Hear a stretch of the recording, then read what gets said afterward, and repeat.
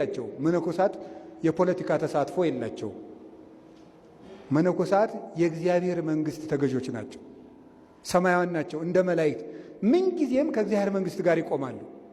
ከዕለታት አንድ ጊዜ ኢያሱ አንድ መልአክ መንገድ ላይ ያገኝና ከኛ ወገን ነህ ወይስ ከጠላቶቻችን ነህ አለው። ከእግዚአብሔር ወገን ነኝ አለው። መልአኩ ሲመልስለት መጽሐፈ ኢያሱ ምዕራፍ 7 ላይ ከኛ ወገንና ከጠላቶቻችን ነህ ሲለው ከእግዚአብሔር ወገን ነኝ አለው። መነኩሴ የማንም ወገንተኛ አይደለም፣ የእግዚአብሔር ወገንተኛ ነው። የእግዚአብሔር መንግስት አገልጋይ ነው። መነኩሴ እንደ አንበጣ ነው። አንበጣ አለቃ የለውም። ለመነኩሴ አለቃው እግዚአብሔር ነው፣ ክርስቶስ ነው። የማይደነቅ ነው። እገሌ ተሾመ እገሌ ተሻረ ይጸልያል እንጂ እዚያ ውስጥ ገብቶ አይፈተፍትም። እንኳንስ መነኩሴ እንትና ማን ነው ዲዮጋኔዎስ የሚባለው ፈላስፋ ያደረገውን አልሰማችሁም? ዲዮጋኔዎስ ፀሐይ እየሞቀ እረ ዲዮጋኔዎስ የሚባል ዓለምን የናቀ ፈላስፋ አለ አሉት። ከዚያ አንዲት ቅል ይዞ ይሄድ ነበረ ለውሃ መጠጫ። ከዛ አንድ ቀን ከብቶች እንዲህ ብለው ሲጠጡ አየ። አሃ ያለ ቅልም መኖር ይቻላል እንዴ ብሎ ይህችን ናት ከጥበብ የምታስቀረ ብሎ ቅሏንም ተዋት። በኋላ ታላቁ እስክንድር አሁን እኔ ብሄድ አይነሳልኝም አለ። ኧረ እንኳን ሊነሳልህ ዞር ብሎ ማያይህ አሉት። ፀሐይ እየሞቀ እስክንድር ሄደ። ዲዮጋኔዎስ ካለበት ሄደና አንተ እኔ ታላቁ እስክንድር ነኝ አለው። ዝም። ታላቁ እስክንድር ነኝ ነው የምልህ እኮ ዝም። በምስራቅ በኩል ሄደና ፀሐይዋን ላይ ጋርዶ አንተ እኔ ታላቁ እስክንድር ነኝ ቀና በል አለ። ገለል ብሎ ፀሐይ እየሞቀ ነው። ይልቁንስ አንተ ልትሰጠኝ የማይቻልህን ነገር አትከልክለኝ አለው። ማንን ነው? ፀሐይን ማለት ነው። ዞር ብሎ ሳያየው ቀረ ማለት ነው። እንኳን መነኩሴ ፈላስፋ እንኳን እንዲህ ያደርጋል። ሰማያዊ መንግስትን እንጠብቃለን። ንነስ መንግስተ ዘእያንቀለቅል ዕብራውያን ምዕራፍ 12 ቁጥር 28 ላይ ቅዱስ ጳውሎስ ሲናገር የማታልፍ የማትነዋወጽ መንግስትን እንጠብቃለን ብሏል። መነኩሴ ያን የሚጠብቅ ነው። ሰማያዊነት የመላእክት ወገን የሚያሰኘው እሱ ነው። ሁለተኛ መላእክት ክነፊሆሙ ማህበርት እንዳለ ትንቢተ ሕዝቅኤል ምዕራፍ 1 ላይ ክንፋቸው የተነባበረ ነው ይላል። ትንቢተ ሕዝቅኤል ምዕራፍ 1 ላይ ሕዝቅኤል ምዕራፍ 10 ላይም ታገኙታላችሁ። የመላእክት ክንፋቸው የተነባበረ ነው። መነኩሴ አንድነትን የሚወድ መሆን አለበት። ማህበርን የሚወድ መኖር አለበት። ብቻውን የሚያስብ መሆን የለበትም። አባታችን ነግረውና ብፁዕ አባታችን ለአንድ መልአክ የብቻው ሐሳብ የለውም፣ አንድ ሐሳብ ናቸው። አንድ ሐሳብ መሆን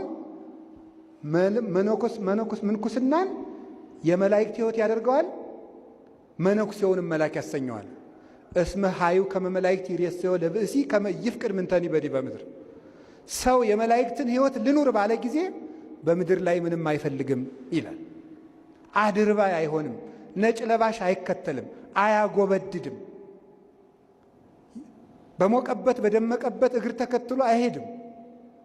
ለእግዚአብሔር የምንጨነቀውን ያህል እኮ ምእመናንን ለመተዋወቅ የምንሮጠውን ያህል እግዚአብሔርን ለመተዋወቅ ብንሮጥ እንዴት የት በደረስን ነበር። ነገሩ ተገላብጧል።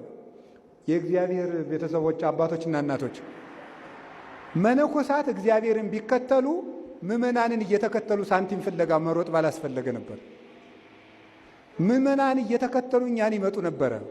እውነት ምን ያደርጋል? ውሸት ምን ያደርጋል? አርሳኒዎስ ገዳሙ ውስጥ ቁጭ አለ። ንግስቲቱ በፈረስ በበቅሎ ወርቅ ብሯን ጭና መጣች። ከዚያ በኋላ ፀሐይ ከሚሞቅ እሱ ገሌን አስተባብሩልኝ ለዚህ ገዳም አላላት። ቁጭ ነው ያለ። መዓዛው ነው የጠራት። ከዚያም ገንዘብ ይዛ መጣች። ሂዳ ከጉልበቱ ላይ አባቴ በጸሎት አስበኝ ብትለው እግዚአብሔር መታሰቢያሽን ያጥፋው አላት። ለምንድን ነው ቢሉ ሌላ ቀን ደግሞ እንዲያርጎ አስተናግዶ ሰደደኝ እያለች እያወራች ሌላ ምእመናን እንዳሰበስብበት ማለት ነው። ውዳሴ ከንቱ እንዳይሆንበት ማለት ነው። እሱን ግን በሕይወቱ ዘመን ሲያስባት ነው የኖረ በጸሎቱ። እሷን ግን አውቆ እንደዚያ ብሎ ሰዷታል። ስለዚህ ሰው ሰማያዊነት መላካዊ ሕይወት መመንኮስ ማለት መላካዊ ሕይወት መኖር ነው። በኋላ አመጣበታለሁ። የዛሬ ምንኩስና ላይ ትንሽ አንዱ እሱ ነው። ሁለተኛው ህብረት ነው ብያችኋለሁ። መነኩሴ ለግሉ አያስብም፣ ለማህበር ነው የሚያስበው። የአንድነት ገዳም እስኪ አባቶችና እናቶች አንዴ ላስቸግራችሁና የአንድነት ገዳም በሉ በሉ እስኪ ድገሙ እስኪ። አሁን ግን የአንድነት ገዳም ነው ገዳሙ የአንድነት እስቲ የአንድነት የሚለው ላይ ያስምሩበት። አሁን የአንድነት ገዳም ነው። በጣም ጥሩ ነው። በጣም ችግሩ እሱ ነው። አንድ ልብ መሆን መጀመሪያ ሰው ወደ ገዳም ሊገባ ስል ይኸውልህ ልጄ መባል አለበት። እዚህ 400 መነኩሴ ያለ ከሁለት ሰው ጋር መኖር የማትችል ሰው ከሆን ከ400 መነኩሴ ጋር መኖር አትችልም፣ ይከብድሃል መባል አለበት። 400 ሰው የተለያየ የትምህርት ደረጃ፣ የተለያየ አስተዳደግ፣ የተለያየ አስተሳሰብ፣ የተለያየ የመንፈሳዊ ብስለት ልዩነት ይዞ ነው የሚመጣው። ያንን ሁሉ ሰው አንድ እዚያ ጋር ተስማምቶ መኖር አለበት። ይኸው የመነኮሳት ሕይወት ይሄ ነው ይባላል። ይሄ ምንድን ነው? መስቀል። ይሄ ነው ማለት ምን ማለት ነው? ይሄ መስቀል ወደ ላይ አንድ ቋም ያለው ወደ ጎን አንድ አለው። ስለዚህ መነኩሴ ወደ ላይ መነኩሴ ከእግዚአብሔር ጋር መስማማት አለበት፣ ወደ ጎንስ ከማህበሩ ጋር መስማማት አለበት። መነኩሴ ሁለቱ እንዳይጎሉ ተጠንቅቆ መኖር ነው ያለበት። ከእግዚአብሔር ጋር ተስማምቶ መኖሩ እንዳይጎልበት፣ ከወንድሞቹ ጋር ተስማምቶ መኖሩ እንዳይጎልበት። ፍቅረ እግዚአብሔርና ፍቅረ ቢጽን አሟልቶ ለመፈጸም ነው ሰው የሚመነኩሰው። ወንድምን እያስቀየሙ እህትን እየጣሉ እግዚአብሔር ቢሉት የትም አይገኙም። መነኮሳት የሌላቸውን ፍቅረ ቢጽ ማን ሊኖረው ይችላል? ስለዚህ መላእክት ማህበርተኞች ናቸው። መላእክት ሰማያውያን ናቸው። ይሄ ነው። መላእክት የማያቋርጥ ጸሎት አላቸው። የማያቋርጥ ጸሎት አላቸው። መነኮሳትም የማያቋርጥ ጸሎት ይኖራቸዋል። መነኮሳት በተለይ ዳዊት ይጸልያል። የኪዳን ጸሎቱ በጣም አሁን ብዙ ገዳማት ይደረጋል፣ ግን ገልጬ መናገር ስላለብኝ ነው። አንድ መነኩሴ የገዳሙ ፈተና የሚሆን መቼ ነው ስትሉኝ፣ ማስቀደስ ሲያቆም፣ ከኪዳን ሲቀር፣ ስጋው ደግሞ ከተቀበለ ብዙ ዓመት ሲሆነው ያ ሰውዬ ገዳሙን እንደሚፈታው አትጠራጠሩ። ይኸውልህ መጀመሪያ መያዝ ያለበት ልክ ከሰው ጋር የተጣላ ሰው ተግባረ ዕድ አልታዘዝም ያለ ሰው መቁኖን እንዲያዝበት ኪዳን የቀረ መናኝ ሊያዝበት ይገባል። በቃ ጠዋት ቤተ ክርስቲያን መሄድ በገዳሙ ስርዓት አበው ውስጥ መካተት አለበት። ስጋው ደግሞ መቀበል በገዳሙ ስርዓት እገሌ የአበምኔቱ ስራው እኮ አሁን የኢትዮጵያ ገዳማት መቼም ችግር ውስጥ ናቸው። እውነት ለመናገር ምናኔው አለ፣ ግን ችግር ውስጥ ናቸው። አበምኔት ሲጀመር የገዳምን ጉሮሮ ለመሙላት የሚሮጥ አልነበረም። አበምኔት ስራው የመነኩሴውን ሕይወት ቆጥሮ ሕይወት ሰፍሮ የሚያውቅ ነው። አበምኔት ማለት አንተ ከቆረብክ ስንት ቀን ሆነ? ምን ሆነ ነው? ምን ሆነ ነው ጸሎት ያቋረጥከው? እንዴት ሆነ? ስሜታቸውን ጭምር የሚያዳምጥ ነው አበምኔት። ስራው እሱ ብቻ ነው።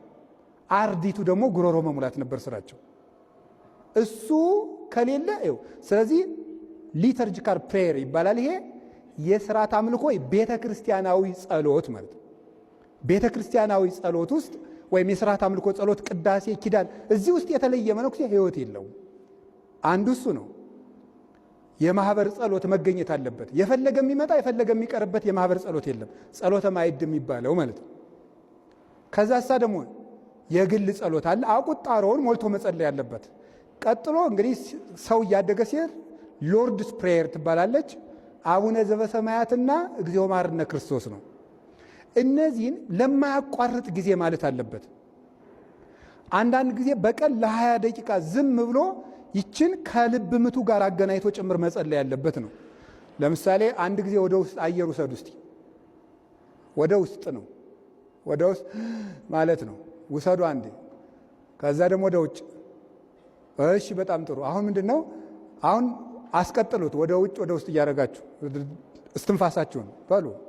ስለዚህ ከሱ ጋር ወደ ውስጥ አየር ስንስብ እግዚኦ፣ ስናስወጣ መሐረነ ክርስቶስ፣ ወደ ውስጥ አየር ስንስብ እግዚኦ፣ አየር ሲወጣ መሐረነ ክርስቶስ እያለ ከዛ ከልብ ምቱ ጋር በቀን ለ20 ደቂቃ ይሄን መለማመድ አለበት።